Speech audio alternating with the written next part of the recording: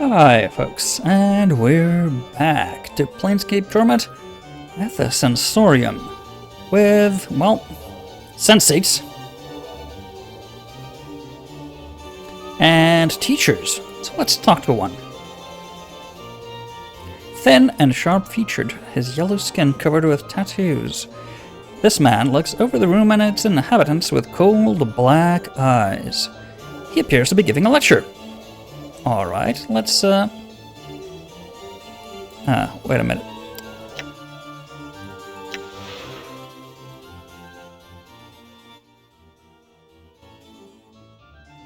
Yeah, that's better. Stay for the lecture.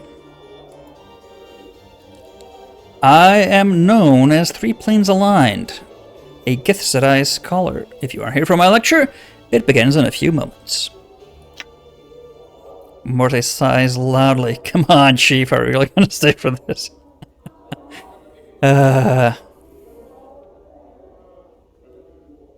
Just be quiet for a bit. I want to listen to this for now. He speaks in a very low, somber tone. Today, I shall speak of the power of alignment and belief and how they shape the planes. First, I shall explain the concept of alignment. You put things in a line. Deep. That's deep. Keep listening. Alignment is the descriptor of one's beliefs and how one acts upon those beliefs. Right, so if you're in line with a specific set of tenets, principles. At their core, all creatures predominantly behave in one of three ways. With good in their heart, with evil in their heart, or with indifference. Or neutrality in their heart. Well, D&D. Creatures, maybe. They predominantly express each of these core behaviors in one of three different ways. In an ordered manner, chaotic manner, or in an indifferent neutral manner. Thus, there are 9 core alignments that one is capable of. If you completely flunked psychology class. But are a D&D player. Keep listening. The 9 alignments then are lawful good, neutral good, and chaotic good. Lawful neutral, blah blah blah. Now I shall speak of the power of alignment and the beliefs it engenders, of how from them the very deities gain strength, and how belief can physically affect one's environments. Why would that affect environments? The deity must have worshippers, for it is the faith of such subjects that gives them power. Like the TV series gods. American gods, yeah. As converts are made and more come to believe in a god, the more power that god receives. Yeah, it's like charge port. Conversely, when no one believes in a deity, it withers and dies, joining the corpses of other gods that float on the astral plane. It is thus possible to slay a deity by simply forgetting about them. What deities, huh? A much more striking example of the power of alignment and belief, however, can be seen within the sliding of gate towns. First, though, I will define gate towns. Like Sigil? Gate towns are towns on the outlands. Okay, so not Sigil, the central hub. The largely neutral area which Sigil spins over the center of. I see. They are called gate towns because they are built around a permanent gate, or portal. I would have preferred portal towns. To one of the outer planes. Keep listening. Each of these outer planes has its own alignment. The Abyss is chaotic and evil, Ba'ator is lawful and evil, Mechanus is lawful neutral, Mount Celestia is lawful and good, the Outlands again are true neutral, leaning to either law or chaos. And thus ends the class and how Planescape works. Oh no, it's not over. Damn it. Sliding occurs when there's a high concentration of a belief in an area of differing belief. When this occurs, the area itself will move or slide to a plane that matches the new belief. Oh, that is actually interesting. So, depending on what the beings in one specific area believe, that area will align itself to the corresponding plane.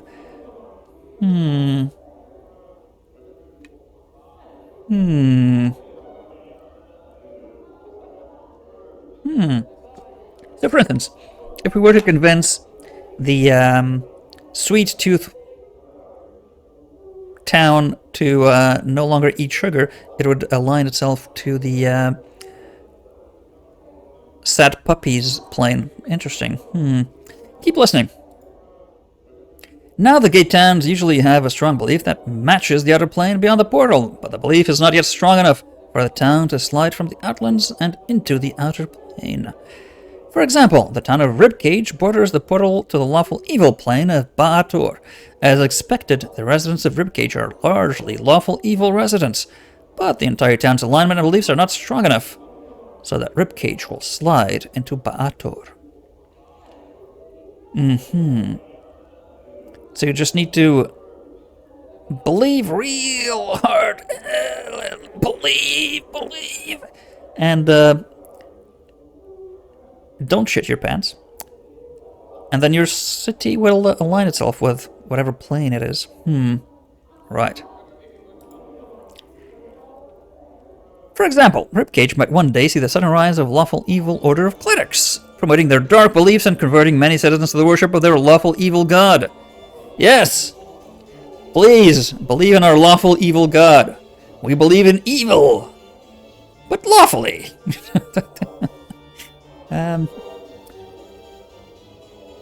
Our laws are evil. In that case, are they really laws? Depending on the plane. Were this to occur, there would be a good chance that the town would slide off the neutral outlands, becoming part of the lawful evil plane of Ba'ator. Whole layers of planes may move this way. Thus, many wars are wars of belief and faith by necessity. They are the tools by which territory is obtained and held. Interesting. So instead of military conquest, you have a conquest of belief. But then what makes these planes immovable, unchanging? Not sure I believe this mumbo-jumbo. Keep listening. This, then, is the power of alignment and belief to shape the planes. The session has ended. May belief guide your actions and shape the planes to your will. Farewell, all of you. All right.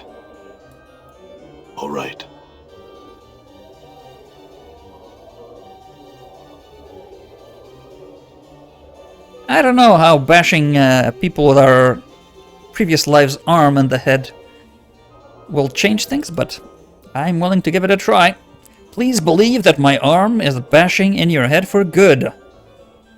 And then you will move to my armpit plane, where you'll forever smell armpits. Sigillians, welcome! Please take your seats and listen to the darks of which I speak.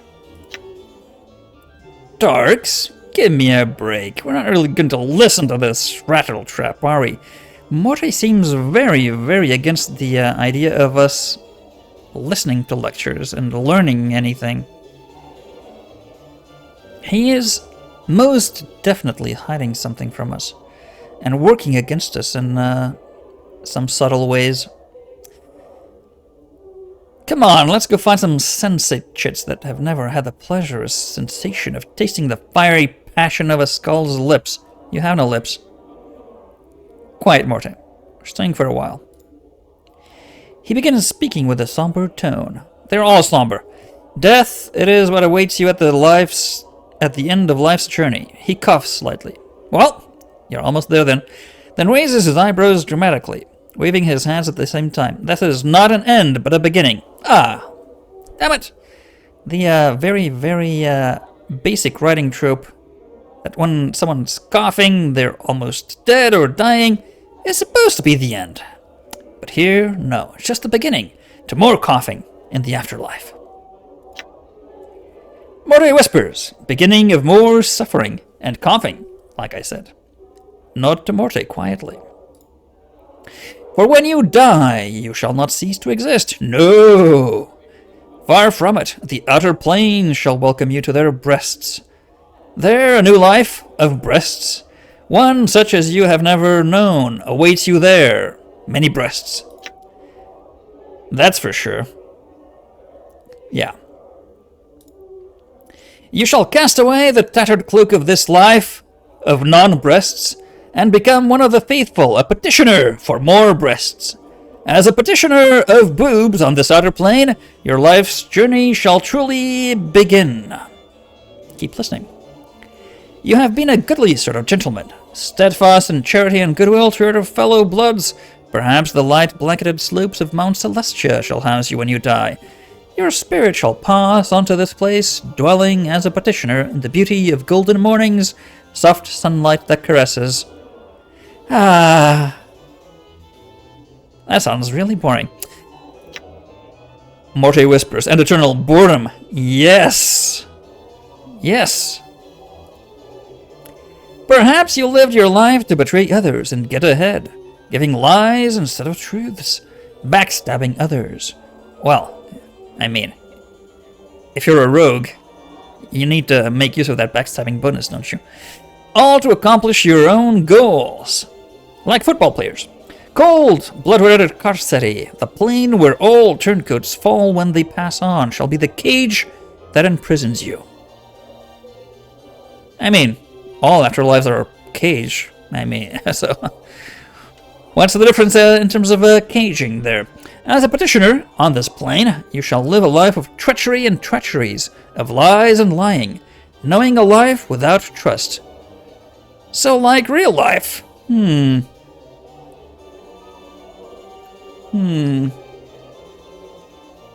Yeah, so an eternity of reality is what this plane is.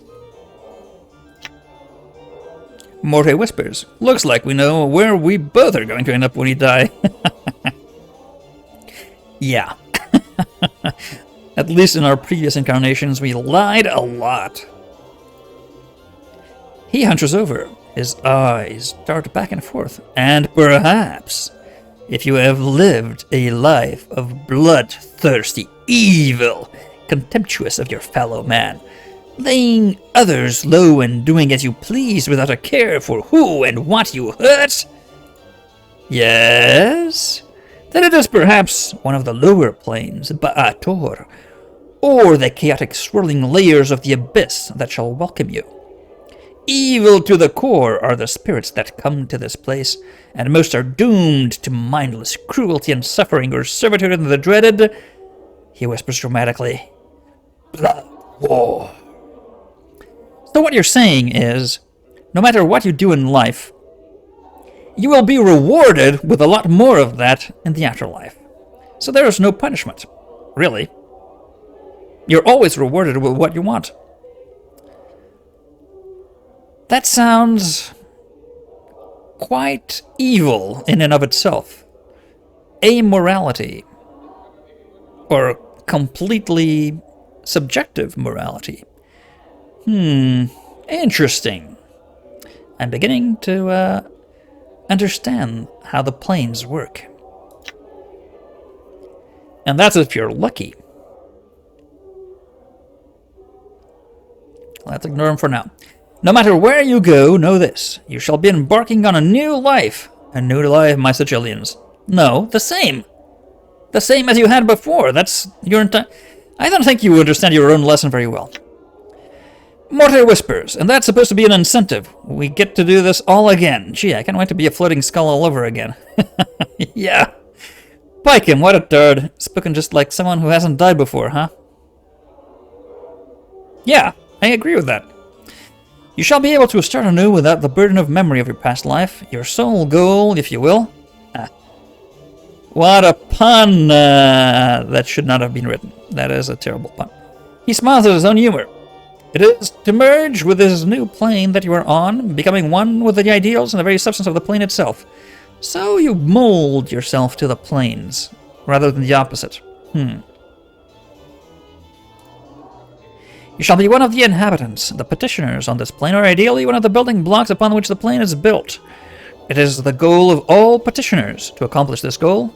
You, he claps your hands together, his hands together for emphasis, must clap, hold, clap, to, clap, your, clap, ideals. No. No. You have to project and belief and change your ideals according to what you want the plane to become.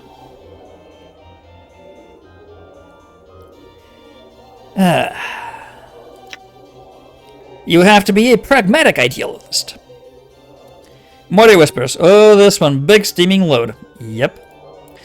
Your ideals, good or evil, law or chaos, or somewhere in between. As you approach the alignment of the plane, your journey will end as you become part of the plane itself. It is a glorious existence, my sigillions. That is what awaits you after death, my audience. Have a care as to how you'll live your life, but know that it is not oblivion that awaits you after this life. So you can change the planes by changing your behavior. Is what I'm getting. But there is no punishment. There is no ultimate fate. No ultimate alignment centering, as it were, according to these rules. It's just whatever. The speaker's head turns to face Morty, frowning slightly. He leans out, trying to see who spoke. A question? A question from other living, perhaps? Morty ducks below the lecturer's field of view, then turns to you and whispers, go ahead, Chief, tell him the dark of it. Yeah, I have a question. What is a petitioner? Petitioner is what you become when you arrive on this new plane after you've died. The goal of this one is to merge with the plane, right? According to your stupid lesson. Very good! Let's look at if some of my words actually have sunk into that skull of yours. Have another question. Can a petitioner die? He looks slightly uncomfortable. Well, yes. How? He looks more uncomfortable. Well, through any of the normal means, really. Great. Another death. Sign me up. There's laughter from the audience. The speaker looks angry. Yeah, because he's an idiot. So what happens when they die? He looks a little more uncomfortable. Yeah, all these, uncomfortable, non-stupid questions. Well, you merge with a plane. What if the petitioner dies on a plane other than their home plane? He looks very uncomfortable. He is about to piss himself. Well, then, that is the end of life there, but no petitioner wants to leave their home plane, friend. Yeah, you're an idiot. He looks around, realizing he is in a trap. To do so would be oblivion should they die, really. Yeah. Interesting. So your system really doesn't make any sense. Because unless there is some sort of soul petitioner factory somewhere, eventually there will be no petitioners left because any number of them that have died at least once in another plane that is not theirs. That is it. Radical entropy. I don't think that's how the planes work. Or if there is, ain't gonna last very long. Have another question. How do petitioners, or why do petitioners, lose their memories? He raises an eyebrow. Many pardons. What? I said, why do petitioners lose their memories when they die? He looks uncomfortable. I mean, this guy knows nothing. What a fool. Well, you know, who wishes to be burdened with such things as memories? I do. Looking at you, sir, I cannot begin to wonder why. Well, I wonder why. Why do they lose their memories?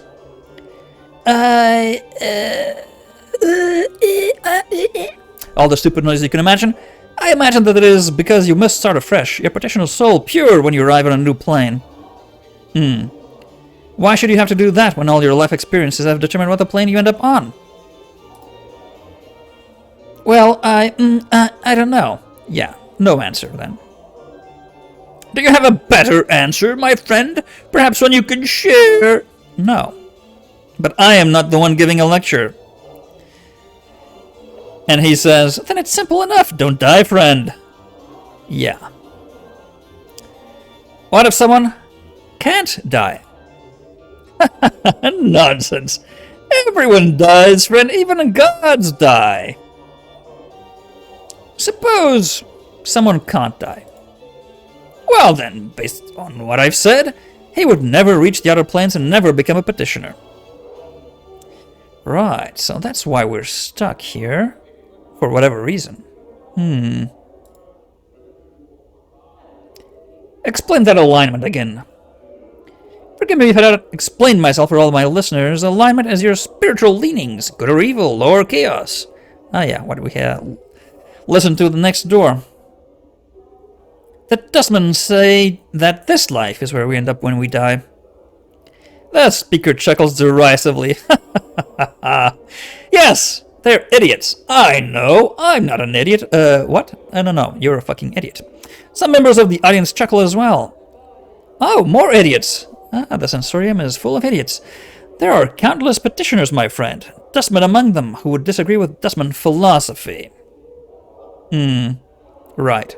But if it's the correct conclusion, it is not just philosophy, it is the truth. I have another question. Prove what you say is true. The point being. Eh? Yes, Canadian friend. The lecturer looks taken aback. And how might I do that? Well, you could die here now. The audience became silent. Feeling the pressure, the speaker swallows slightly. Well now, if you go first, I shall do so. Agreed. Very well. The speaker's face is stunned for a moment, then it brightens. Come up to the stage, my friend. He turns to the audience. A rare treat, said Jillians. Today, and today only, we shall have a live demonstration of how to become a petitioner. Kill yourself and get back up. The speaker turns wide at this, taking a step back. By the powers! Your turn. The audience watches in morbid fascination. Well now.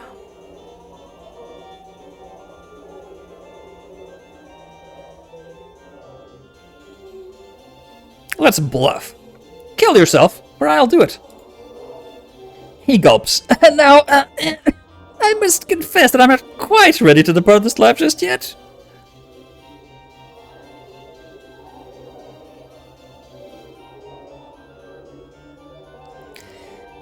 Right. So this great new life on the outer planes may not be all it's supposed to be.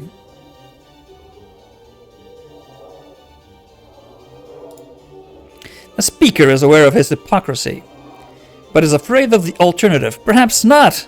Ha. He glances quickly at the audience. Well, certainly not now. As I thought. Tell me more about this blood war. Have you not heard of this? Oh yes, we have heard of the blood war.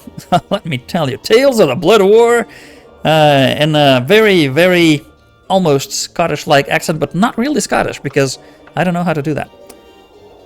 Seek out another. Yeah, we have done that. Another question then.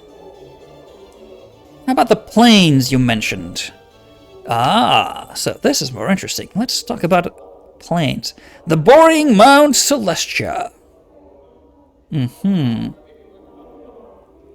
plane of eternal good and faith. So, believing and acting for no good reason, faith, how could that be good in any way, shape, or form, is my question there. Something is not right here. He clasps his hands together in prayer.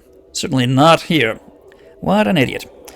Where divas fly the skies, archons rule with honor and nobility. The very model of goodness. He smiled. But you should seek out someone more knowledgeable on the planes than I. Yeah, no shit. Let's talk about another plane. Carceri. The prison plane, cold, brutal, and washed with red. Betrayers and liars make their home there. It is said that the Titans are imprisoned here and where they were hurled from Olympus. The Titans that lived on Terra. He gestures dramatically. What a pompous buffoon.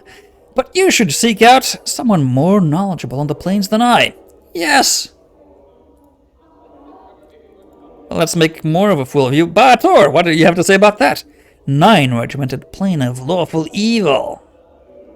He chuckles and gestures dramatically. Home to the fiendish Baatesu. Sign a contract with them and you'll be wrapped in their chains of intrigue for life. But you should seek out someone more knowledgeable than I. Yes, let's do that. So you know nothing. And the Abyss?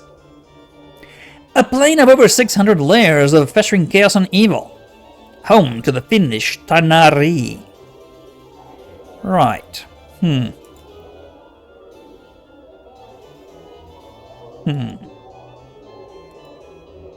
Get ready to leave, and he looks eager to wrap things up. Then I shall end the session. I shall continue to lecture here in the hall, so, tell all your friends that you're an idiot. Yes, we will. Leave. Yeah.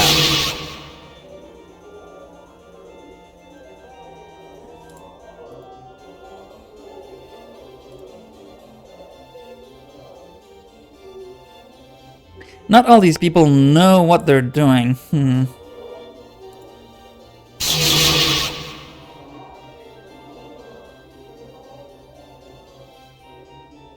fact, many of these people are idiots.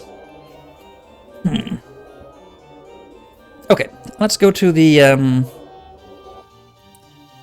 dormitories.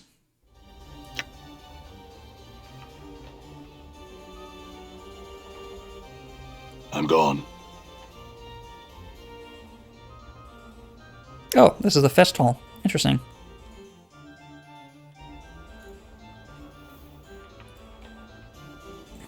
Oh, let's talk to the clerk. That seems logical enough.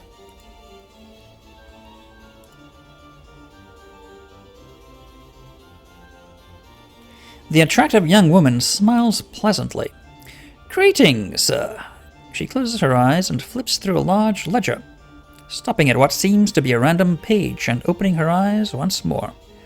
Ah, here's your room key. She hands you a small key. The easternmost chamber has been waiting quite some time for your return. Would you like to rest now? No, but, waiting? I have been here before then. The clerk gives you a strange look. My ledger indicates that this is your key, sir. It has been for a good, long time. If that is not so, then perhaps I'm merely mistaken. Would you like to rest now, sir? Sure. Let's rest.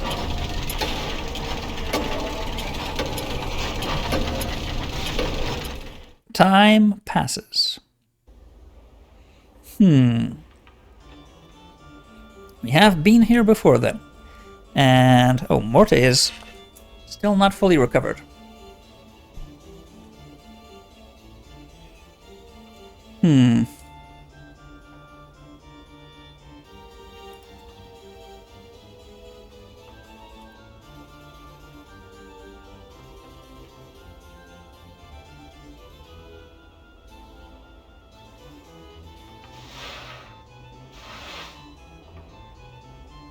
Are these just rooms?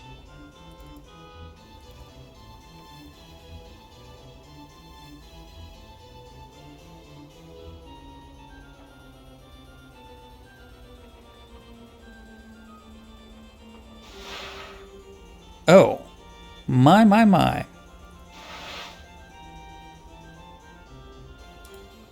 You can see a small enclosed patio through these glass doors.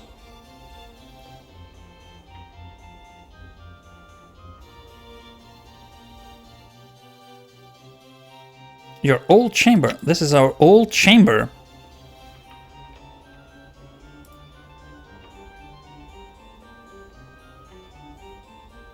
We were royalty. 383 copper commons. Not bad.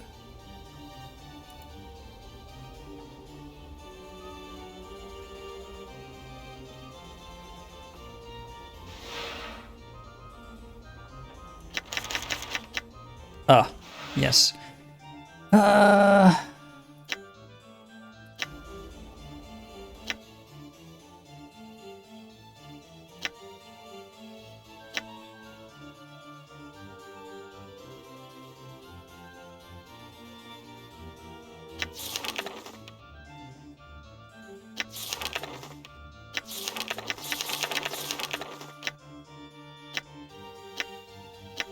Yeah, we need a priest.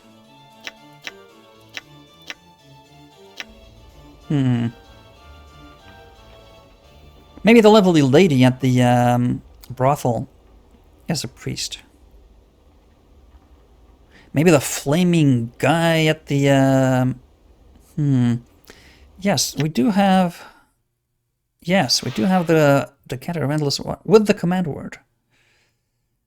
So we can put out most any fire, even the guy burning permanently, I'm pretty sure. Okay, so... What? They're too far.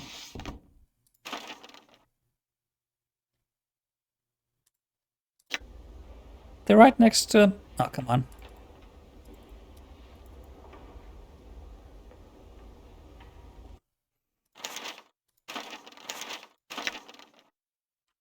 Oh, he's carrying a lot of stuff as well.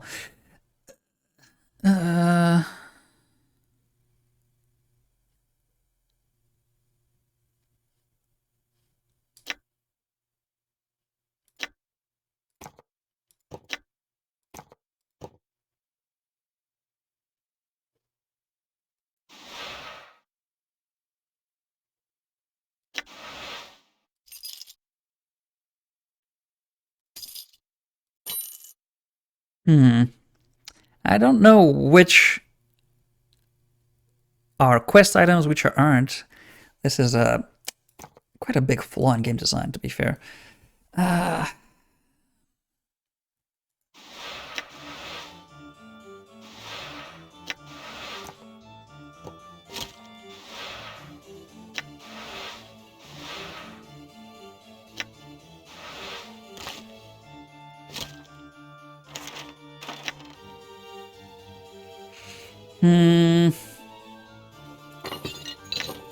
Yeah, take this stuff to sell.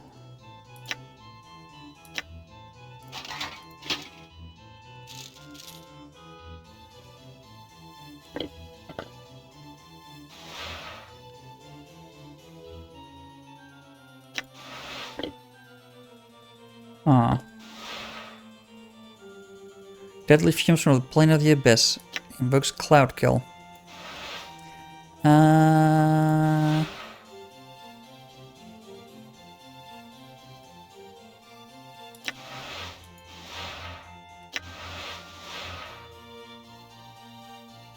Embalming miner. Okay, we could use that if we need it in a pinch. Okay. Oh, we already know that. Do we have identify? Pacify. I don't want that. I want to sell these and then...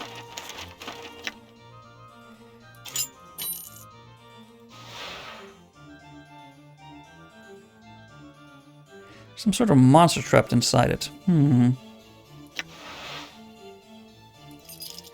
Let's give the keys to... Anna?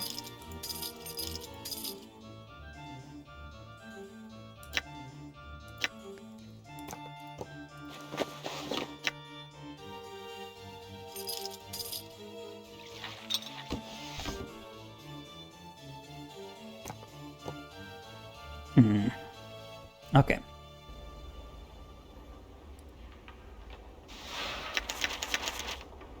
Do we have a lot more of these? Ah, other stuff.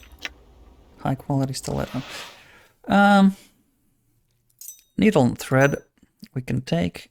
Embalming fluid. Yeah. Morte has some to use if needed.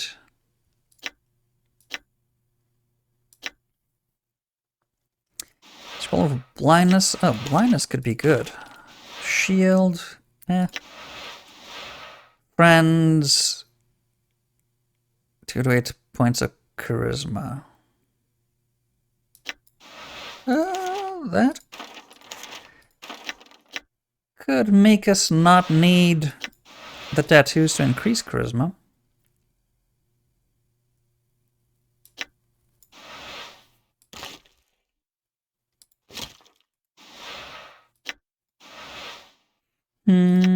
Yeah.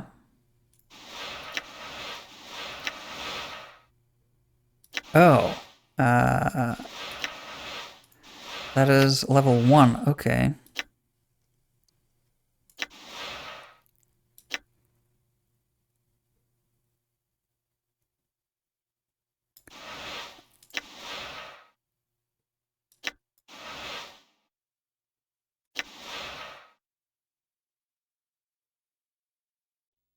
Streams of unerring missiles. Okay,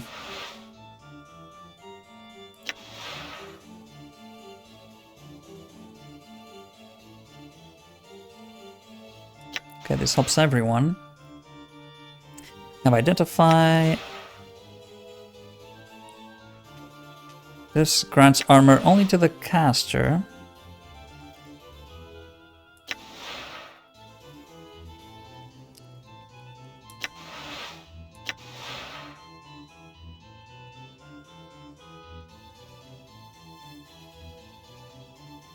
Okay, only if the this is for punches.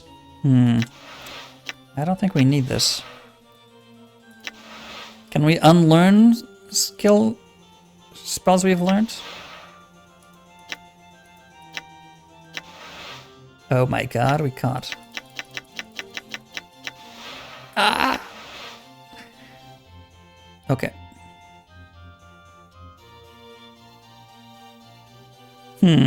So, all to sell then.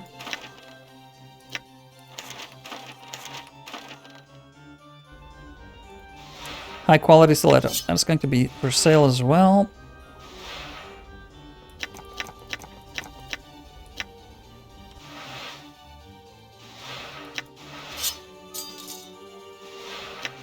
Bone charm. Someone has these. Yeah, Anna.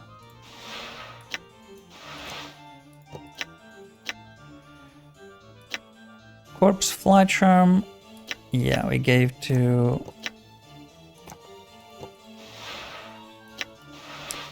Morte, so he could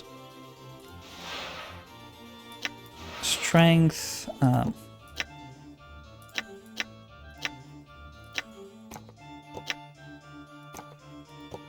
Sure, she might need more strength at some point. Charcoal charm is resistance to fire. Do we have any?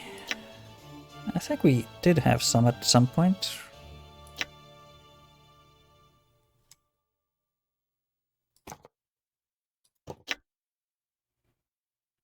Maybe sold them.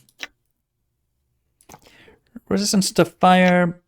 I think we'll need them, but maybe in a pinch.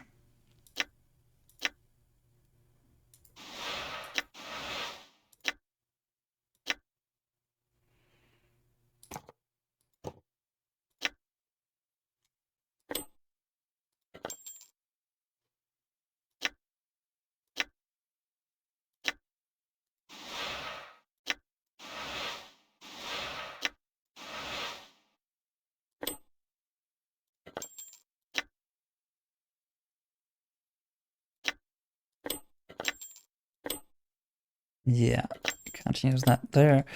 Okay. I'm gone. Inventory is full. Where can we go from here? The door is locked. Huh.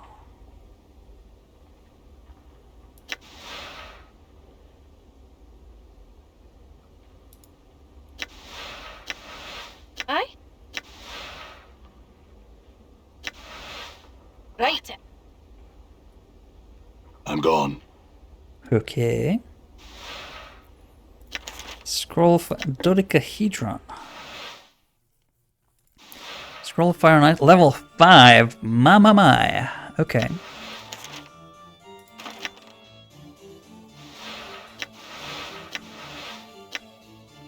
Dodecahedron. This heavy dodecahedron, about the size of both of your fists balled together, seems inexplicably familiar to you. Its texture is cold and smooth, but whether it's metal or stone you cannot tell.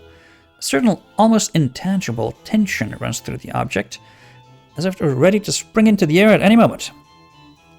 Can we use it? This heavy dodecahedron, blah blah blah, examine it closely. Upon closer examination, you realize that each side of the dodecahedron is a plate that can be twisted clockwise or counterclockwise. It appears to be a puzzle box or a combination lock, as each of the pentagonal plates has 5 possible positions. The dodecahedron has no less than 244,140,625 settings. It would take every second of the next 27 odd years to hit all the combinations, but then you might just get lucky and stumble onto a solution in minutes. Fiddle with it. As you methodically twist the cold, gray facets of the dodecahedron, a strange sensation forms at the base of your skull. Your hands seem to move of their own accord. Turning the object and spinning its facets with mechanical precision, you've done this before. You knew the combinations once. And you also became aware that there's a certain danger within the object, whether it's from simple traps or something less mundane, though you cannot recall. Stop! Keep working at it. In moments, you have what might be the first 4 sides locked into their proper places. As you begin to twist the 5th side of the dodecahedron, you recall a cunning blade trap that would snap out to lash at the meddler's hands, slashing their wrists and severing fingers. You avoid the trap with proper number of rotations, certain that you've made progress in the unraveling of the object's secret. Let's put it away for now.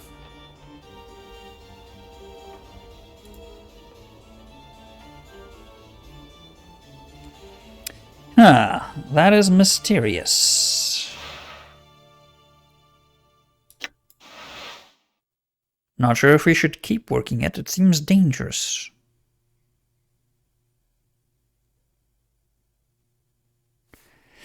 Well, we did find our old room then. That's something. We have other rooms to explore and a lot of people to talk to still, so that we might get an extra companion or two. In fact, yeah, we should focus on that. That, however, is going to be next time. Until then.